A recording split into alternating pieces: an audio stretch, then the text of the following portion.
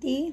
आज 21/11/2024 महावाक्य है, गोड मुलांनो, तुम्हाला आता शिक्षक बनून सर्वांना मनवशीकरण मंत्र ऐकवायचा आहे.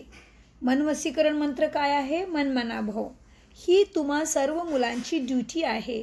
प्रश्न: बाबा कोणत्या मुलांचे काहीही स्वीकार करत नाहीत? उत्तर: ज्यांना अहंकार आहे की मी इतकं देतो, मी इतकी मदत करू शकतो. बाबा त्यांचं काहीही स्वीकार करत नाहीत.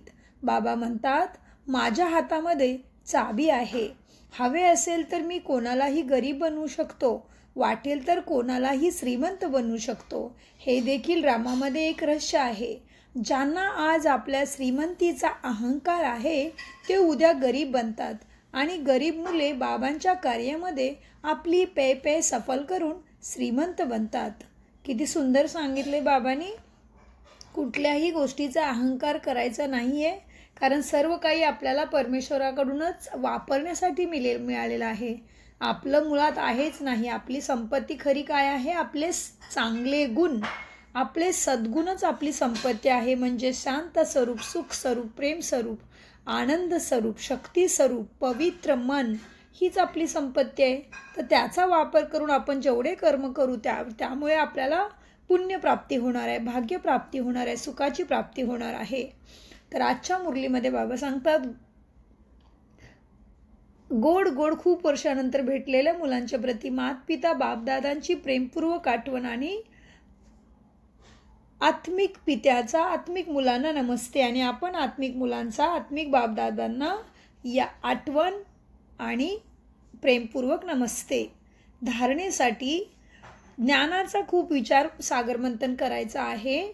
जे ऐकलं आहे त्याचे मनन करायचं आहे. अंतर्मुखी होऊन पाहायचं आहे की बाबांच्या वर इतके मन जडले आहे का, जे त्यांना कधीच मी विसरत नाही. दुसरी धारणा, कोणत्याही प्रश्न इत्यादी विचारण्यासाठी आपला वेळ वाया न घालवता बाबांच्या आठवणीच्या यात्रेमध्ये स्वतःला पावन बनवायचं आहे. अंतिम समयी एका बाबांच्या आठवणीशिवाय इतर कोणत्याही विचार येऊ नये हा अभ्यास आत्तापासूनच करायचा आहे. वरदान: दृढ संकल्परूपी व्रतीद्वारे व्रतीचे परिवर्तन करणारे महान आत्मा भव.